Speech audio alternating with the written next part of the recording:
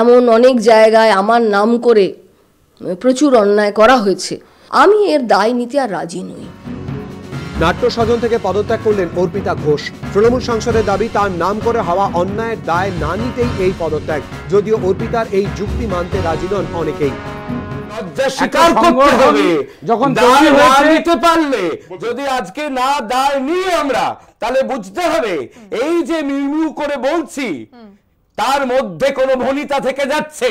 কেন আজকে আমি একটা দুর্নীতির বিরুদ্ধে যুদ্ধ ঘোষণা করেছি, সেই যুদ্ধ ঘোষণার সঙ্গে পরপর একেবারে লাগাতার পদত্যাগের ভিড় পড়ে গেল। কিসের পদত্যাগ? নাট্য স্বজন ছাড়ার পরই নাম না করে ব্রাত্য বসুর দিকে তোপ দাগেন অর্পিতা ঘোষ। স্তাবক, অযোগ্য এরকম লোকেরা আসতে শুরু করলো। অতিরিক্ত অযোগ্য লোকেরা বেশি কাজের মধ্যে ঢুকে পড়লে যে অসুবিধেগুলো হয়, আর সবসময় তো দেখেছেন যে রাজা যা বলে তার পারিষদরা তার 4 গুণ বলে। তো আমি রাজাকে বলবো যে তখন রাজাকে রেজিস্ট করতে হয় পারিষদদের, তো রাজার এটা রেজিস্ট করা উচিত ছিল। শিল্পী সমীর রাইচের কটাক্ষ, স্তাবকদের এই ভিড়ের নেপথ্যে অর্পিতার অবদানও কিছু কম ছিল না। যখন যোগ্য ব্যক্তিত্ব সম্মান পায় না, সেইখানে তখন স্তাবকরাই আসবে, এটা তো অঙ্কের মতো। এবং সেই স্তাবকতাতে ওনারা এনজয় করেছেন। আজকে এই সমস্ত বড় বড় কথা বললে বাংলার মানুষ এটা ভাবার কোনো কারণ নেই যে উনি রিজাইন করলেন দেখে ওনার কোনো রকম তাতে কালিমান নেই, এটা আমি বিশ্বাস করি না।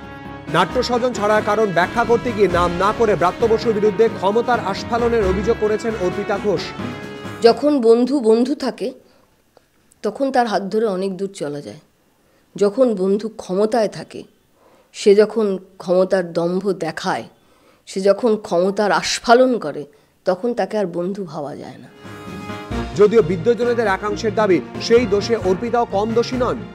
যারা নাট্য স্বজনের অংশীদার ছিলেন না বা অংশ নেননি, তাদের উপরে কি দম্ভ উনি দেখিয়েছেন এবং কি প্রতাপ দেখিয়েছেন, কি ক্ষমতার আস্ফালন দেখিয়েছেন, সেটা প্রত্যেকে জানে। কেন অর্পিতা রবীন্দ্র সদন একাডেমি থেকে হল পাবে নাক গলাবে, কে মধুসূদনে হল পাবে নাক গলাবে, প্রতিটি জায়গায় এরা নাক গলিয়েছে। নাট্য ব্যক্তিত্বদের একাংশের মতে এই পতনের বীজ নিহিত ছিল গঠনের মধ্যেই। যে মোহ থেকে তারা বন্ধুত্ব করেছিলেন, সেই মোহটা কি কেন করেছিলেন তাও জানি না। এটা কি আগে ওরা জানতেন না যে এই রকমই বন্ধুত্বটা হবে নাট্য স্বজনে? মহৎ উদ্দেশ্য নিয়ে নাট্যস্বজন তৈরি হয়নি। নাট্যস্বজন তৈরির জন্য ওরা অস্পষ্ট নয়, খুব স্পষ্টভাবে বলেছিল তৃণমূলত্ব দেখাবার জন্য। নাট্য স্বজন শব্দটার সঙ্গে তৃণমূল একাকার হয়ে গেছে। যত সময় যাচ্ছে নাট্য স্বজন ঘিরে ততই বাড়ছে চাপানুতর। কৃষ্ণেন্দু অধিকারী, এবিপি আনন্দ, কলকাতা।